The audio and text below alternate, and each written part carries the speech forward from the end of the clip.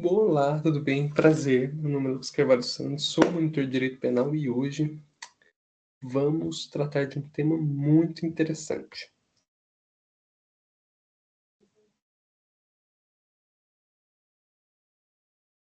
Só um instantinho. Não é essa aqui, não.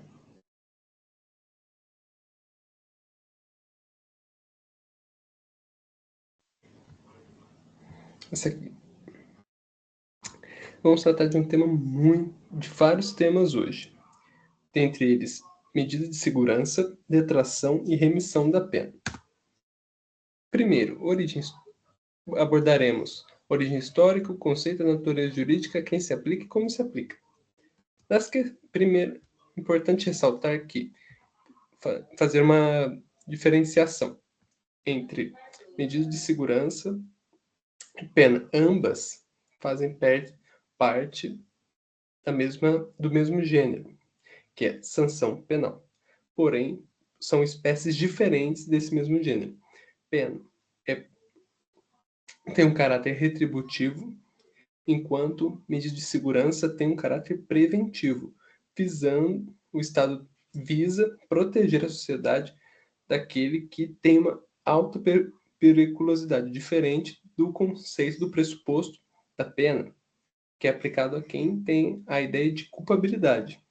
Feita essa diferenciação, passamos para o segundo ponto. A pena é cumprida nos lugares pré-estabelecidos no Código Penal, enquanto a medida de segurança ela é cumprida em locais diferentes do Código Penal. Por exemplo, no regime semiaberto, a pessoa responde a pena na casa de albergado, com colônia agrícola. Enquanto, na medida de segurança, o condenado ele cumpre a sua pena, a sua condenação, vamos dizer assim, porque a medida de segurança por si só é uma espécie de sanção penal, porém, tecnicamente não é pena em si, em hospital de custódia, tratamento psiquiátrico, famoso HCTP. Dito isso, mas da onde surgiu essa ideia da pena, da medida de segurança? A medida de segurança teve sua origem no projeto do Código Penal Suíço, elaborado por Carlo Stulz. Stulz, dando um breve apresentando ele aqui, foi um jurista suíço, com sua maior especialidade em direito penal, e é considerado o responsável pelo Código Penal Suíço.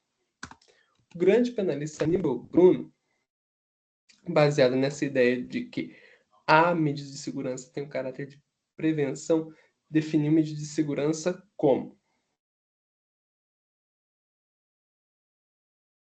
medidas de segurança são meios jurídicos penais que servem para o Estado para remover ou inocuizar, diminuir, tornar pequeno o potencial de criminalidade de um homem perigoso. Seu fim não é punir, mas corrigir ou segregar, visto que a aplicação da medida de segurança tem a sua base, seu fundamento na periculosidade do agente.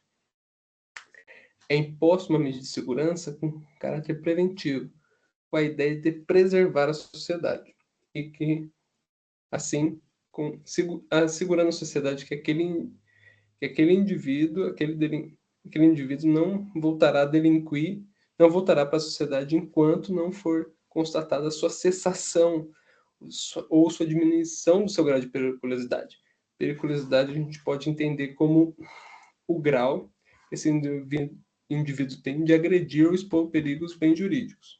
Lembrando, porque hoje, atualmente, se tem a ideia de que a sanção penal, vamos colocar assim, é criada, ela é pensada, ela é moldada para que o indivíduo prime o crime, ele se readeque, socialize para a sociedade.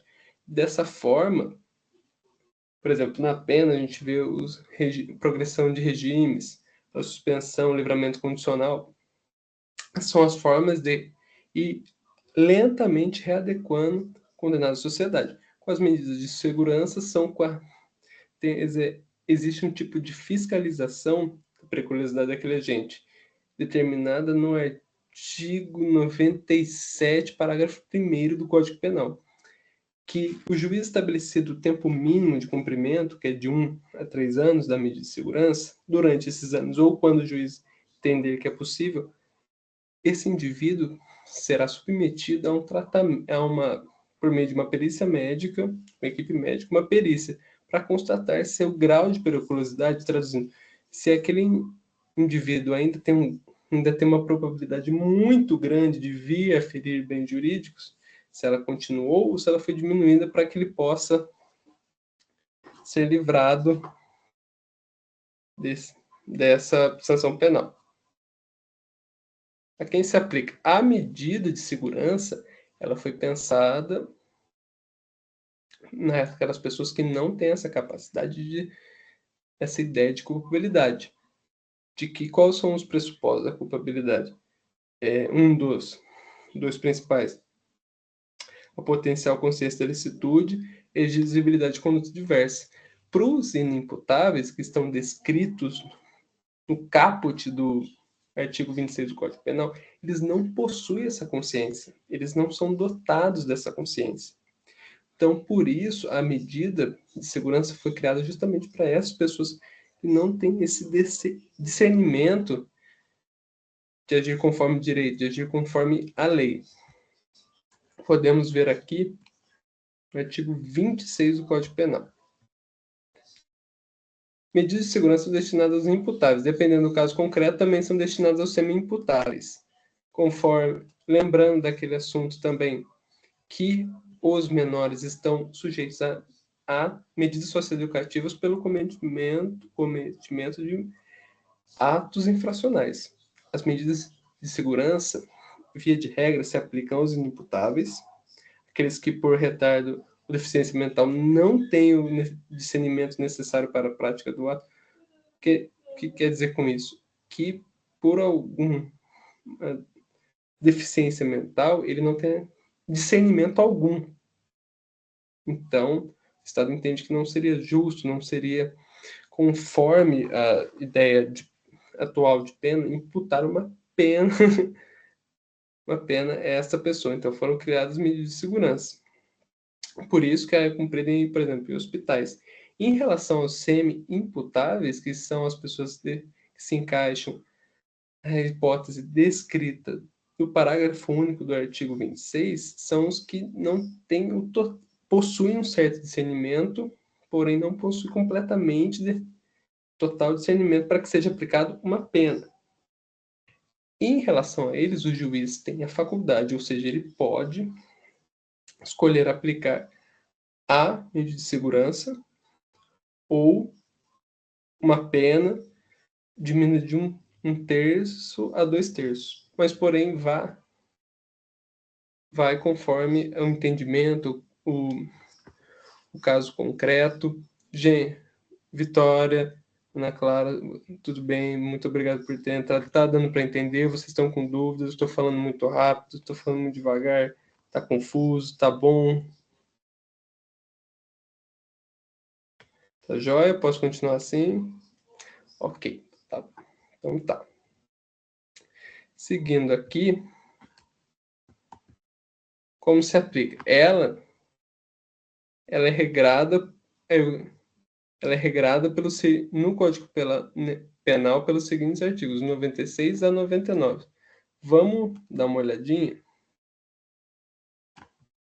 Vou compartilhar aqui.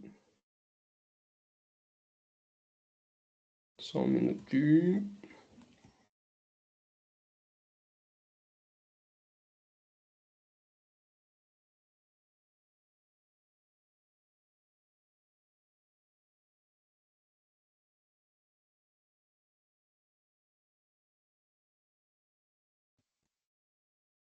Aqui.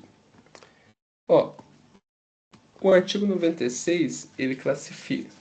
Existe uma classificação para as penas contidas no artigo 96. A do inciso 1 é chamada de medida de segurança detentiva, ou seja, essa medida de segurança será cumprida, será respondida em internação em hospital de custódia de tratamento psiquiátrico ou em falta em outro estabelecimento adequado, enquanto a medida de segurança restritiva está sujeito a tratamento ambulatorial. Lembrando que, extinta a punibilidade, não se impõe medida de segurança alguma, porque quando está extinta a punibilidade, são os casos descritos no artigo 107, quando o Estado perde seu direito de punir alguém por um fato definido como crime. Suma isso.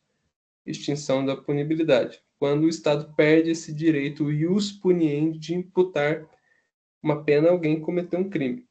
Visto que não é mais possível acontecer alguma das causas do artigo 107, por exemplo, a morte do agente, ou a prescrição ou decadência, não é mais possível o Estado exercer o jus puniendi. Então, nesse caso, ou em todos os outros casos, não é possível a aplicação de medida de segurança ou pena. Aqui, via de regra. Se o agente for inimputável, lembra das pessoas descritas no artigo 26 do Código Penal, e todavia o fato previsto for o juiz determinar a sua internação. Via de regra, é inimputável, se encaixa na hipótese do artigo 26, o juiz irá lhe impor uma medida de segurança detentiva, ou seja, ele irá cumprir em hospital de tratamento psiquiátrico. Mas aqui, essa é a regra, mas como toda boa regra, no direito tem uma exceção. Se todavia o fato previsto como crime for punível com detenção, poderá o juiz submetê-lo a tratamento ambulatorial. Ou seja, dependendo do caso concreto, o juiz pode aplicar o tratamento ambulatorial. Havia uma discussão na doutrina que, caso for inimputável, é tratamento, é hospital de custódia. Pena privativa de liberdade. Detenção, pena restritiva de liberdade.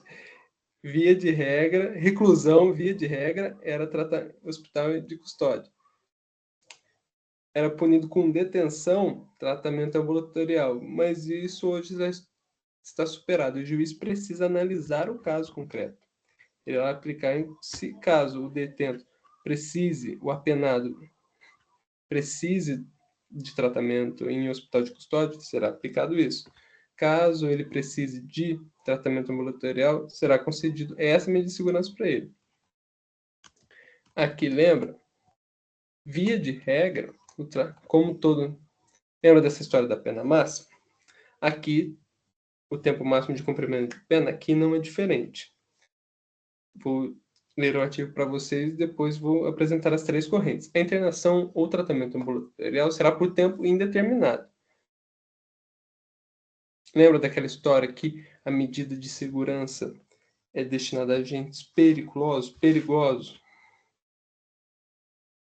perdurando enquanto não for averiguado mediante perícia médica a cessação da periculosidade. Então, quanto não houver uma perícia médica atestando que esse indivíduo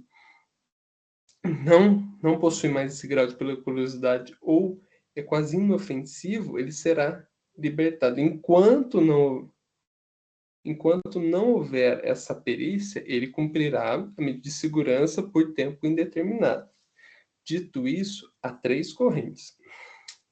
Essa que é da lei do tempo indeterminado, uma corrente do STF que diz que a medida de segurança deve ter seu tempo máximo conforme o artigo 75 do Código Penal, que hoje atualmente o condenado a qualquer prática, qualquer crime não pode passar de 40 anos, ele não pode cumprir mais de 40 anos. E o STJ diz que a medida de segurança deve durar a pena máxima em abstrato daquele crime. Então, por exemplo, no homicídio, vamos supor que alguém sem discernimento nenhum, com todo o perdão da palavra, por falta de termo melhor, um retardado mental, venha cometer um crime, venha cometer um homicídio. A pena em abstrato, ou seja, aquela pena que está descrita na lei, a pena máxima é de 20 anos, certo? Vamos pensar num homicídio sim. Homicídio simples, é 30 anos? É, 30 anos. Segundo o STJ, ele tem que cumprir no máximo 30 anos, porque é a pena em abstrato máxima. O STF entende que enquanto não cessado, lembrando que enquanto não cessada a periculosidade, ele vai cumprir normalmente a medida de segurança. Cessada a periculosidade, ele pode ser liberado do tratamento, ou do hospital de custódia, tratamento ambulatorial não verificada essa diminuição ou cessação da periculosidade, segundo o STF, a medida tem que durar até 40 anos, que é o tempo máximo de cumprimento de pena, previsto no artigo 75 do Código Penal. E a lei é por tempo indeterminado, ou seja, enquanto durar essa periculosidade dele, vai cumprir. Então, se durar, dando um exemplo, se durar 55 anos, vai ter que cumprir. A perícia médica, aqui está descrevendo de quanto em quanto tempo a perícia médica será realizada. A perícia médica realizar-se-á ao termo do prazo mínimo fixado. Deverá ser repetido de ano em ano ou a qualquer tempo se determinar o juiz de execução. Lembrando que, aqui, ó, o prazo mínimo deverá ser de 1 a 3 anos. Quando o juiz determina que aquela pessoa tem que cumprir uma medida de segurança, ele determina um prazo mínimo, não um prazo máximo. E a perícia médica é feita a termo do prazo mínimo fixado, deverá ser repetido de ano em ano. Então, por exemplo, se foi fixado 2 anos de prazo mínimo, ela deve ser feita nesses 2 anos. Ou quando o juiz da execução, porque no Brasil temos um sistema assim, há o juiz que colhe as provas, o juiz que julga e o juiz que vai cuidar da execução da pena. E aqui o Código Penal está dando uma liberdade de que o juiz da execução, ou seja, o juiz que vai cuidar do cumprimento da pena da pena, não é uma pena, mas enfim, da medida de segurança, que é o juiz das execuções, ele pode determinar a perícia médica, bem dizer, quando ele bem entender. A desinternação e liberação condicional será sempre a desinternação ou liberação nas pessoas nessa situação, ela é sempre condicional, ela sempre está condicionada ao que o juiz por devendo ser restabelecida a situação anterior ao seu agente antes do decurso de 1 ano para indicativo de sua periculosidade. Ele não necessariamente, para se revogar esse benefício da suspensão ou liberação dele, ele não precisa necessariamente cometer um fato definido como crime, não precisa cometer, ele precisa mostrar indícios de sua periculosidade. Então imaginamos que quem é liberado, essa pessoa que estava respondendo uma medida de segurança é liberada e ele começa, por causa de na rua, uma pessoa esbarra nele, começa a gritar, começa a ameaçar a pessoa, começa a agir igual um maníaco, desesperadamente assim. Constatado isso, esse benefício é revogado, ele terá que voltar para o tratamento, para o hospital de custódia ou tratamento ambulatorial. Qualquer fase do tratamento ambulatorial, poderá o juiz determinar a internação do agente se essa providência for necessária para fins curativos. Na hipótese do parágrafo único do 26, necessariamente condenado de especial tratamento curativo, a pena privativa de liberdade pode ser substituída pela internação ou tratamento ambulatorial, pelo prazo mínimo de 1 a 3 anos, nos termos do artigo anterior e respectivo 1 a 4, do parágrafo 1º a 4º. Lembrando que aqui o Estado está permitindo para fins curativos passar uma pena privativa de liberdade por internação, caso for constatado que aquela pessoa sendo imputável precisa de fins curativos, precisa, de alguma forma, é necessário tratamento daquela doença que inibe ou reduz a capacidade dele de discernimento. Porque essa é a principal diferença entre o imputável ser inimputável e semi-inimputável. O inimputável não, vamos assim, não tem discernimento algum, devido a um retardo ou deficiência mental. O semi-imputável, a capacidade de discernimento dele é drasticamente reduzida por causa de uma deficiência mental ou desenvolvimento mental incompleto.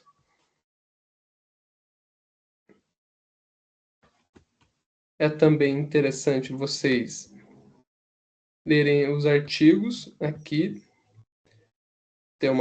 revisar isso sempre, que é sempre bom ler a lei, porque, como vocês sabem, a teoria das fontes é a principal fonte do direito aqui no sistema jurídico brasileiro, no ordenamento jurídico brasileiro, é a lei.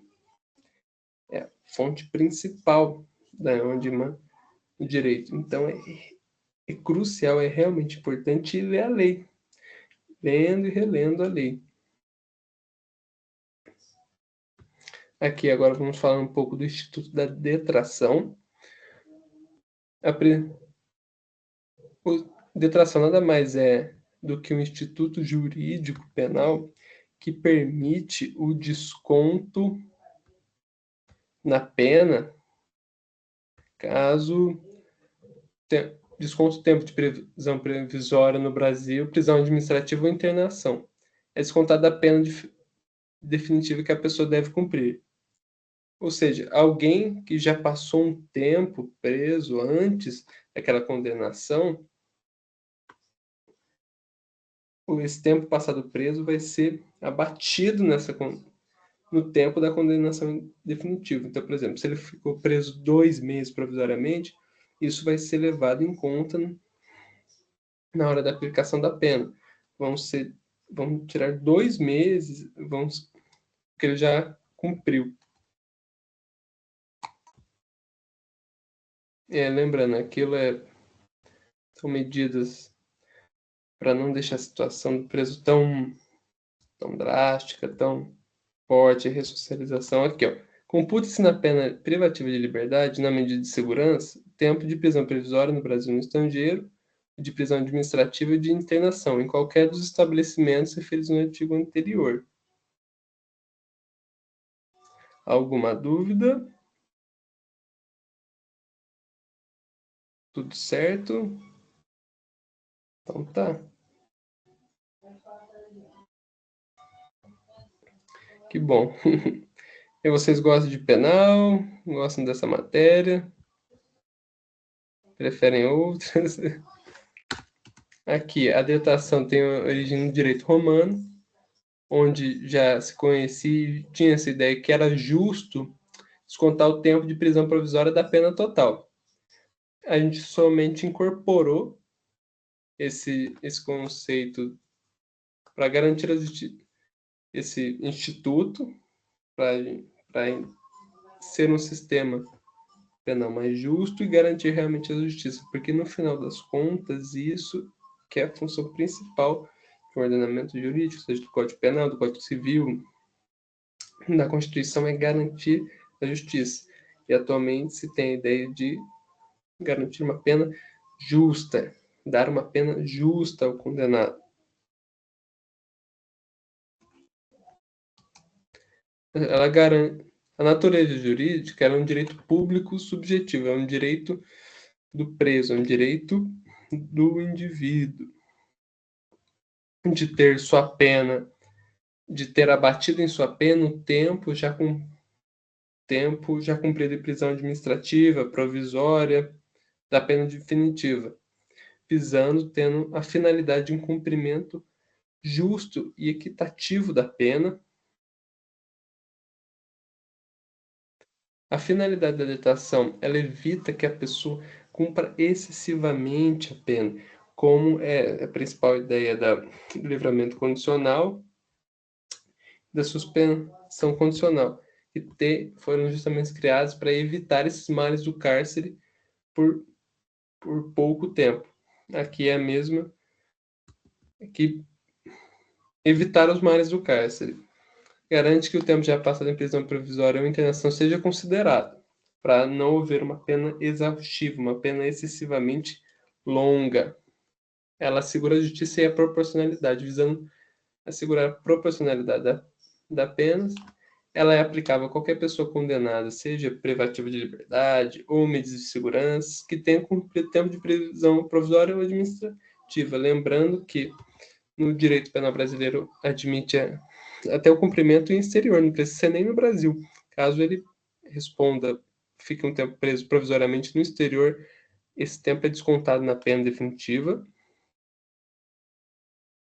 Ela se aplica quando o juiz vai calcular a pena, desconta o tempo já cumprido, seja em prisão preventiva, prisão provisória ou em tempo de internação, aqui ou no estrangeiro.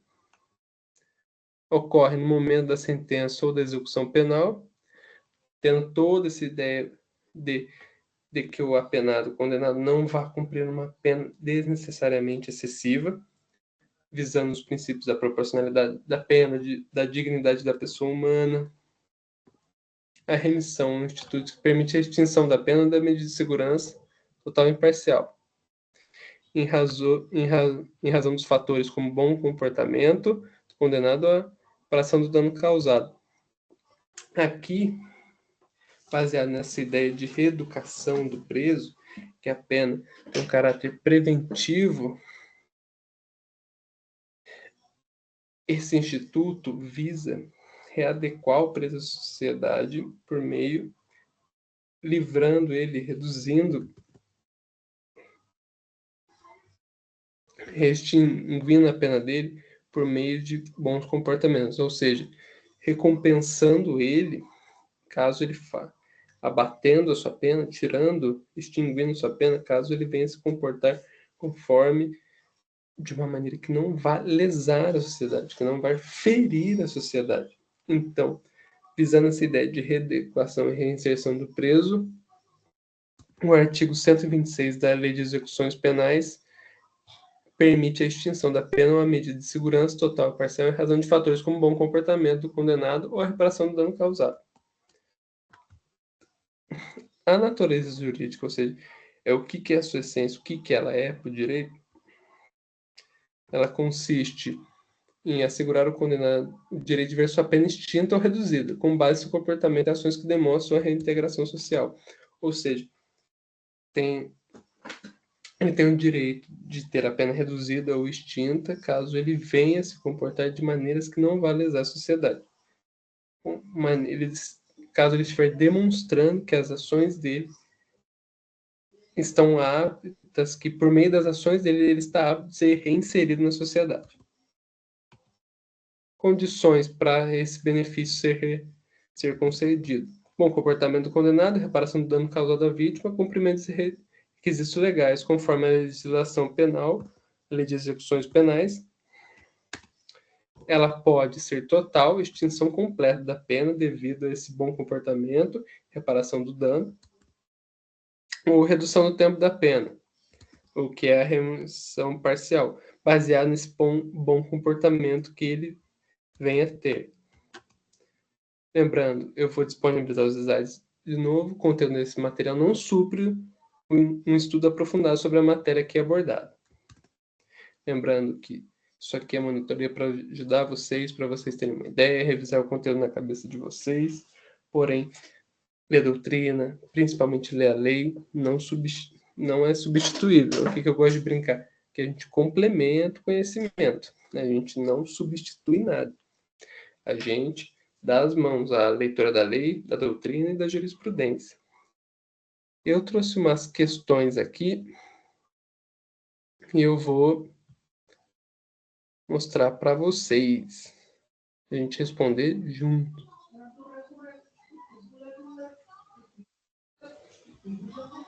Só um minuto.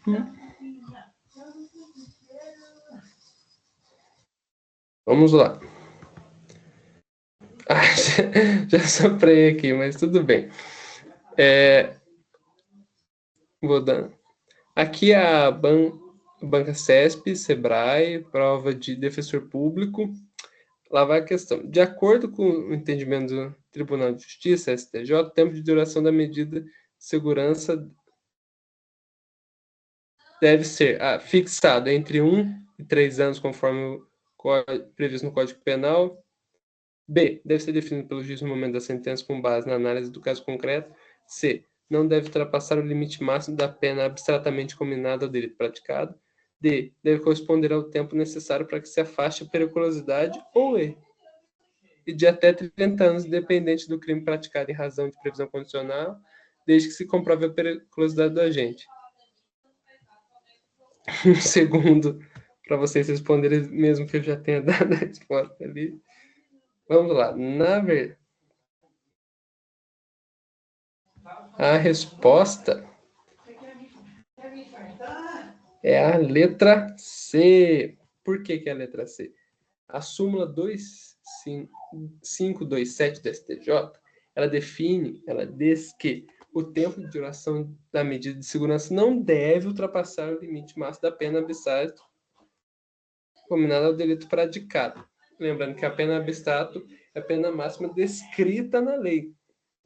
Lembrando que tem a aplicação de trifásica da pena, o juiz tem aquele limite de, por exemplo, de 1 a 5 anos, dentro disso ele vai definir o limite, só que o STJ tem o entendimento que a medida de segurança não pode ultrapassar o tempo da pena máxima abstratamente combinada àquele crime, ou seja, se o tempo ali está escrito que a pena máxima é 5 anos, a medida de segurança não pode ultrapassar 5 anos, devido ao princípio constitucional que não haverá penas, que nossa Constituição não permite, lembrando que a Constituição é a lei maior, ela irradia princípio para outras leis, para as leis infraconstitucionais, e todas as leis do país devem seguir os seus preceitos, devem seguir o que está descrito nela, as regras dela. Então, visando como a ordem constitucional brasileira não permite, não entende que é justo, equivalente, proporcional, pena de caráter perpétuo, o STJ editou esse entendimento. Qual é a medida do o STF entende que, no julgamento do HC, no habeas corpus de 107.432, o ministro relator Ricardo Lewandowski deu o seguinte entendimento: a medida de segurança deve obedecer a um prazo máximo de 40 anos, conforme analogia ao artigo 75 do Código Penal, para evitar penas de caráter perpétuo, proibidas pela Constituição Federal de 1988. A medida de segurança de sistemas vicariante unitário, qual se aplica somente uma das sanções penais. Antes da reforma do Código Penal de 1984, que em 1084 o Código Penal passou por uma reforma, como o Código Civil está passando agora com o anteprojeto, havia um sistema, não me recordo o nome do sistema, mas havia dois tipos de sistema: o vicariante, que é esse, ou unitário, que adotamos atualmente, que só permite a aplicação de uma sanção penal. Ou é pena ou é medida de segurança. Antigamente, no sistema, infelizmente, eu não me recordo agora, era possível a aplicação das duas modalidades de sanção penal. Aqui temos um entendimento. Prazo mínimo de 1 a 3 anos, conforme o artigo 97, parágrafo 1º do Código Penal. Prazo pelo Código Penal indeterminado, artigo 97, parágrafo 1º. No entendimento do STF, até 40 anos, que é o tempo máximo que alguém pode responder por um crime. O STJ, até o máximo da pena em abstrato. A aplicabilidade da medida de segurança é a periculosidade do agente. Aplicável somente aos inimputáveis. Sentença absolutória imprópria e por meio de uma sentença absolutória imprópria, ou seja, ele é condenado ao crime, mas por ser inimputável, ele é absolvido, tendo que responder por seu crime em um hospital de custódia ou em um tratamento ambulatorial. Aos semi-imputáveis, a sentença condenatória com pena pode ser aplicada uma Pode ser uma pena condenatória, de 1/3 a 2/3, ou, conforme for necessário, pode ser substituído por uma medida de segurança. Depois eu vou enviar para vocês lerem essas jurisprudências. Questão 2. Aqui dessa vez quando Ana, defensor público substituto. Em relação à detração, artigo 42 do CP, é correto afirmar que não é possível a detração da medida de segurança do tempo de prisão provisória no Brasil ou no estrangeiro. Detração engloba intervalos compulsórios e voluntários de recolhimento domiciliar, se um período de recolhimento domiciliar fiscaliza por monitoramento eletrônico deve ser detraído. D. Pedido de medida cautelar de recolhimento domiciliar noturno sem fiscalização eletrônica não pode ser detraído. Vou dar 5 segundos para vocês responderem. É a letra C. Por que é a letra C? Vamos lá, vamos definir o que é a detração penal. Consiste no abatimento do tempo em que a pessoa ficou em prisão provisória ou submetida a outras formas de restrição da sua liberdade, como monitoramento eletrônico ou recolhimento domiciliar, o total da pena definitiva. Lembrando que o tempo em que a pessoa teve seu direito de locomoção restringido, seja por prisão provisória ou outras formas de restrição, como monitoramento eletrônico ou recolhimento domiciliar, ela tem o direito de ter esse tempo abatido, descontado da sua pena. Vamos entender porque não é possível a detração da medida de segurança do tempo de prisão provisória no Brasil ou no estrangeiro. Errado. Por que ela é errada? Prevê que o tempo de prisão provisória no Brasil ou no exterior deve ser computado tanto na pena privativa de liberdade quanto na medida de segurança. Ou seja, é possível fazer a detração do tempo de prisão provisória para medidas de segurança. Então, pela letra A, se o imputável ou semi-imputável, inimputável, passou um tempo com a sua liberdade restringida, é possível ter abatimento do tempo na medida de segurança destinada a ele.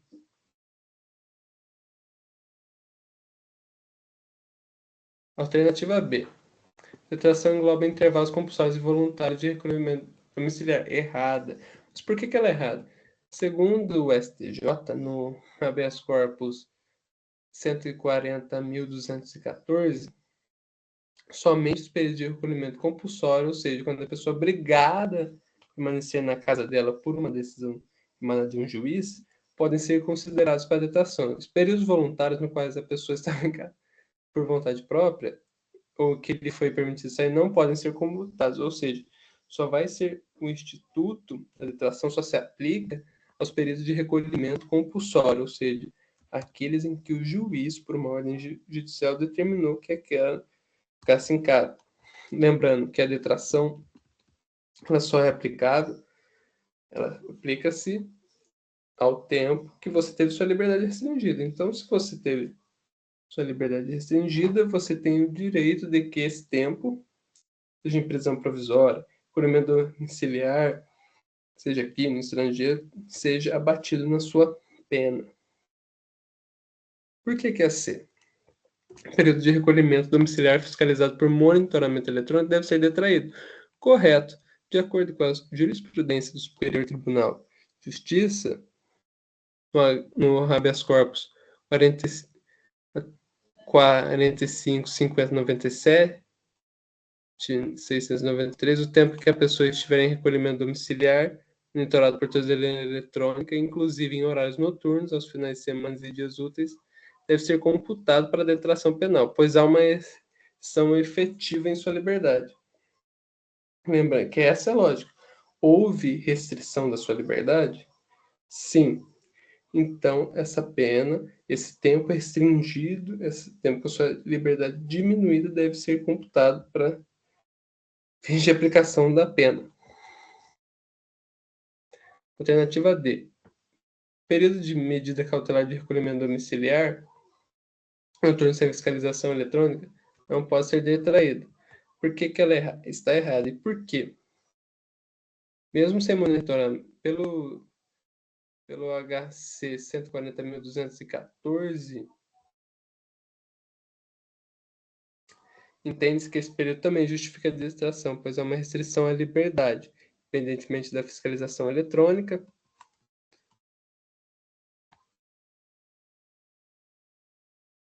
Aqui, sobre o Instituto da Remissão. Sobre a remissão da pena, é correto afirmar a remissão por estudo será deferida na proporção de um dia de pena a cada 12 horas de estudo, dividida em pelo menos 3 dias, desde que as atividades sejam realizadas de forma presencial. B. Não se aplica o acréscimo de 1/3 previsto no artigo 126, parágrafo 5º da LEP, na hipótese de conclusão de nível superior antes do início de cumprimento de pena pelo condenado, conforme entendimento predominante do Superior Tribunal de Justiça. C. Atividade laborativa externa realizada durante o cumprimento de pena em regime fechado ou semiaberto não poderá ser considerada para fim de remissão. D. Nos termos do artigo 128 da LEP, o tempo remido deverá ser abatido do total da pena imposta e não acrescido ao tempo de pena já cumprido. Ou E. O preso impossibilidade de prosseguir no trabalho em razão de acidente não terá mais direito ao benefício da remissão, uma vez que não conseguirá comprovar a carga de trabalho com 5 segundos para vocês responderem.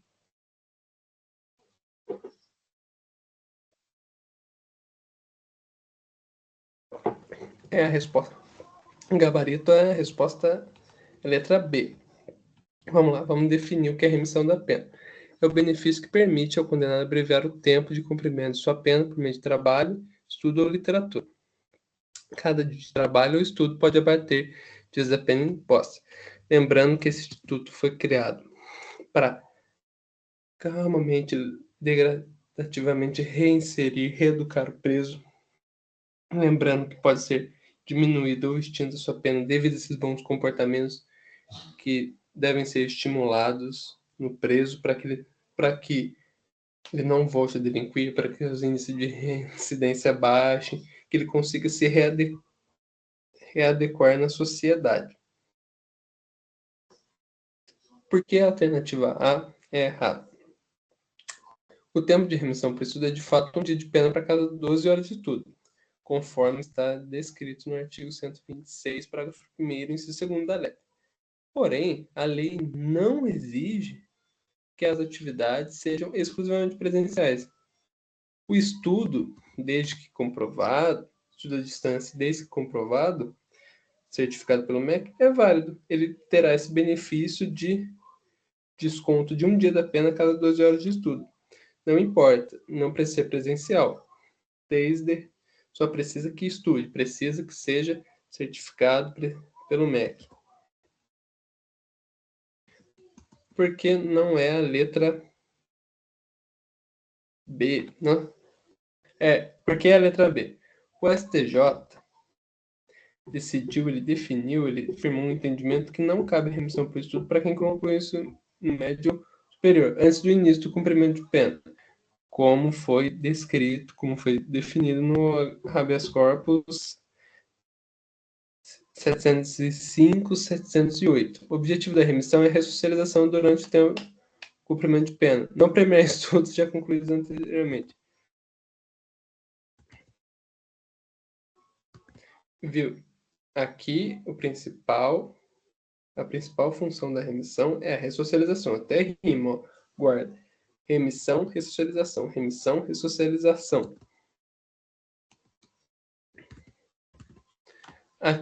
Porque não é a C. A remissão pelo trabalho abrange tanto as atividades internas quanto externas, desde que devidamente comprovadas. Ou seja, desde que devidamente comprovadas, qualquer atividade laborativa, qualquer trabalho, qualquer execução de qualquer ofício é válida, desde que comprovado. o preso, o condenado, terá o benefício da remissão destinada à ressocialização, abatendo-se da sua pena, extinguindo sua pena, desde que comprovado que ele está trabalhando, que ele exerce atividade laboratória, seja interna, dentro do presídio, ou externa, fora do presídio. Por que que é certa, mas não tem toda essa importância? Ela está correta, porque a LEP estabelece que o tempo remido deve ser abatido do tempo total da pena ainda a cumprir, visando a ressocialização, que por meio desse bom comportamento, ele está mais perto de se socializar, ou seja, ele merece o benefício de ter abatido em sua pena um certo tempo, e não acrescentando o tempo já cumprido. Entretanto, essa alternativa não está diretamente de um ponto de discussão polêmico relevante sobre o tema da remissão. Por que que aí está errada? Preso que não pode continuar trabalhando por motivo de acidente não perde direito à remissão do tempo da pena já trabalhada. Ou seja, se durante esse tempo, se caso um preso tenha se acidentado no trabalho, perdendo a mão e não podendo mais trabalhar, o tempo trabalhado não pode ser revogado, ou seja, vai contar para fins de remissão de pena. Lembrando que atividade laborativa é um dos requisitos para ter tempo de cumprimento máximo de pena abatido, desde que comprovado. Dito isso, a LEP garante que ele possa comprovar a carga de trabalho realizado para obter o benefício parcial da remissão. Está descrito no artigo 126, parágrafo 4º da LEP. Lembrando, porque existem duas formas de remissão. A total, em que a pena é totalmente extinta, e a parcial, que é a redução do tempo de pena a ser cumprido. E como é que reduz esse tempo? A gente viu estudando, seja presencial, ou seja, de distância, e algumas casos que a gente viu seja sendo atividade laborativa. Bom, alguma dúvida, alguma sugestão, alguma crítica, algo que queria falar, complementar?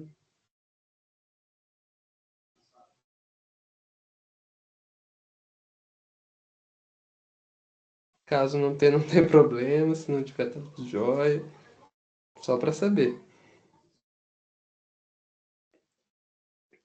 Lembrando que nós, a monitoria, estamos aqui para ajudar vocês, no máximo que a gente pode, aqui para ter essa troca de ideias, esse debate, que é muito importante, ter contato com esse pessoal da turma mais nova, a gente trocar essa ideia sobre as matérias que a gente gosta, e que, de forma alguma, isso aqui substitui um estudo aprofundado da doutrina que você gosta, pela lei, lendo a lei, lendo os artigos 96 a 99 do Código Penal, os artigos 171, 179 da Lei de Execução Penal.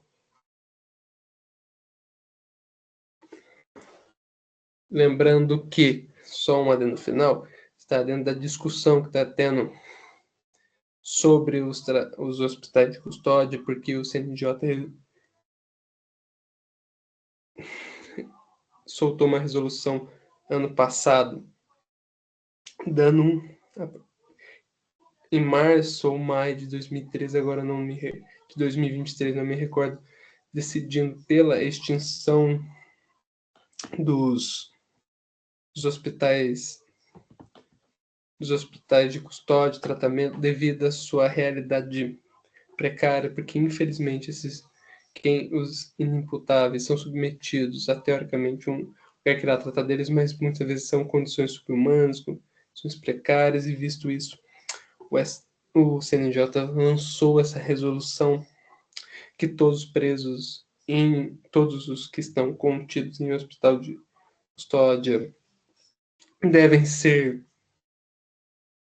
metidos ao sistema comum de saúde, vamos dizer assim, não existindo mais esse hospital de custódia, tratamento ambulatorial, porém isso abriu-se uma discussão dizendo que o nosso sistema de saúde não está preparado, não tem pessoas, não tem equipe para lidar com esse tipo de paciente, porque realmente pessoas que são designadas para esse tipo de tratamento, elas merecem cuidados especiais, elas merecem uma atenção maior, visto que, entre aspas, assim, por falta de expressão melhor, não são pacientes tradicionais, eles são sujeitos com alto grau, um grau considerável de periculosidade, é simplesmente perigoso, então um pouco leviano extinguir esses hospitais e deixar as pessoas que estavam sendo tratadas nele sendo atendidas pelo CAPS sem a devida especialização daqueles profissionais, sem a devida readequação daquele espaço para o tratamento de pessoas que também têm o seu direito de ser socializadas, reintegradas, ter um tratamento digno que respeite a sua condição de ser humano, apesar de os problemas mentais, enfim, sempre um direito penal do Estado de Direito Democrático, sempre visando firmar a dignidade da pessoa humana, reeducar e ressocializar o apenado. Eu fico por aqui. Foi um prazer imenso poder trocar essa ideia com vocês. Sempre estudem, sempre reforcem a matéria. Tchau!